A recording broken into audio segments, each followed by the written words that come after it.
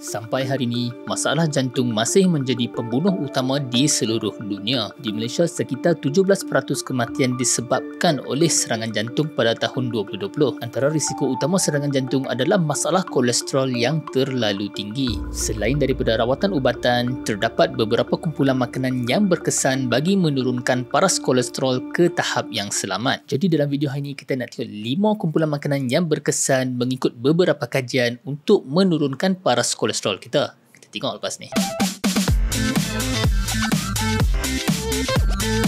Assalamualaikum guys, what's cracking, back with another video. Masalah kolesterol ni sebenarnya bermula dengan kerosakan yang berlaku pada permukaan saluran darah kita atau dikenali sebagai endothelial dysfunction. Dalam penyakit arteriosklerosis, dinding saluran darah membenarkan lebih banyak LDL partikel untuk mendap ke dalam saluran darah kita. Situasi ini menyebabkan lebih banyak LDL partikel untuk oksidize dan menyebabkan keradangan. Keadaan ini adalah hallmark ataupun titik permulaan berlakunya penyakit arteriosklerosis. Jumlah oksidasi yang berlaku pada saluran darah kita ni selari dengan jumlah LDL partikel yang ada dalam saluran darah kita. Sebab tu bukan saja kita perlu mengawal paras LDL kolesterol dalam badan kita, kita juga perlu memilih makanan-makanan yang tinggi dalam antioxidants. Jadi kumpulan makanan yang pertama yang boleh menurunkan paras kolesterol kita adalah lemak tidak tepu. Lemak tidak tepu ni kita basically boleh bahagi kepada dua jenis. Kita ada MUFAS ataupun monounsaturated fatty acid ataupun PUFAS, polyunsaturated fatty acids. Monos ni selalunya diwujud dalam minyak-minyak sayuran seperti minyak zaitun dan juga minyak canola. Kajian mendapati apabila kita menggantikan karbohidrat dan lemak tepu dengan MUFAS ni, jumlah LDL akan berkurangan dan jumlah HDL akan meningkat. MUFAS juga menyebabkan platelet kurang bergumpal dan menyebabkan darah lebih cair di mana risiko serangan jantung akan berkurangan. FDA menyarankan sekitar 15-20%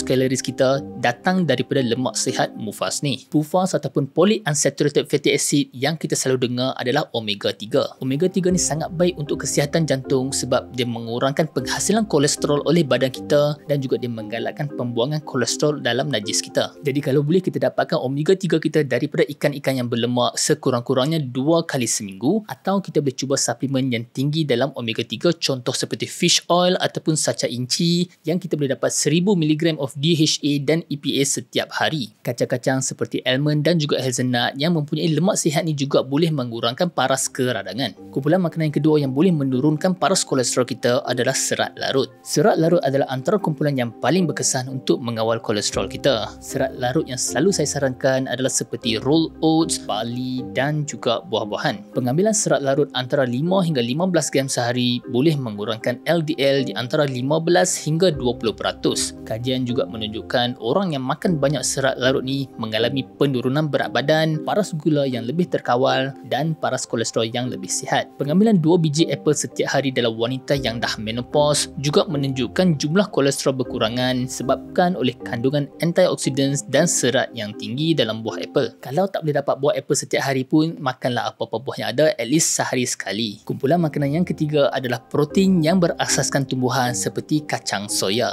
Kacang soya didapati dapat mengurangkan jumlah kolesterol dalam jangka masa panjang dan juga jangka pendek. Disebabkan kacang soya ni mengandungi serat yang tinggi dan kandungan lemak dan garam yang rendah, kita disarankan untuk makan sekurang-kurangnya 3 cawan kekacang setiap minggu. Mekanisme macam mana kacang soya dapat menurunkan paras kolesterol kita tidak diketahui secara tepat, tetapi ia dipercayai disebabkan oleh gabungan beberapa faktor seperti serat dan juga antioxidants yang tinggi. Walaupun tak banyak penurunan kolesterol yang kita dapat daripada makanan soya ni, tapi tak salah untuk cuba diet yang baru. Kumpulan makanan yang keempat adalah phytosterols. Kalau anda pernah tengok video saya mengenai susu omega 3, anda akan lebih memahami apa itu phytosterols dan bagaimana dia dapat mengurangkan paras kolesterol. Tetapi dalam bahasa mudahnya, phytosterols ni wujud dalam tumbuh-tumbuhan dan mempunyai struktur yang sama seperti kolesterol dalam badan kita. Phytosterols mampu menghalang penyerapan kolesterol dalam usus dan secara tak langsung menurunkan paras kolesterol dalam badan. Cuma keberkesanan phytosterols ni sangat bergantung kepada dos yang kita boleh dapat daripada diet kita. Kebanyakan sayur seperti kacang soya, minyak zaitun dan juga minyak bijan kaya dengan phytosterols yang tinggi. tinggi. Tetapi kalau kita nak pilih makanan yang diperkaya dengan phytosterols ataupun fortified dengan phytosterols ni, anda boleh cuba susu omega 3 daripada Nestle. Dan makanan yang kelima dan terakhir adalah makanan yang mempunyai antioxidants yang tinggi. Kita tahu yang saluran darah tersumbat juga disebabkan oleh keradangan yang tinggi dalam saluran darah kita. Makanan yang tinggi dengan antioxidants seperti buah anggur dan juga sayuran seperti brokoli dan kubis berjaya mengurangkan paras LDL kolesterol dan meningkatkan kemampuan antioxidants dalam badan. Pengambilan dark chocolate yang tinggi dalam antioxidants juga menunjukkan kesan yang baik terhadap paras kolesterol dan juga tekanan darah kita. Jadi untuk tahun ni kita cuba amalkan makanan-makanan yang lebih sihat dan kolesterol friendly. Pada masa yang sama kita cuba kurangkan atau limitkan makanan yang tak berapa nak sihat ni. Tapi musim-musim kenduri ni sekali-sekala tak apalah. Dan untuk anda yang mempunyai masalah kolesterol yang tinggi,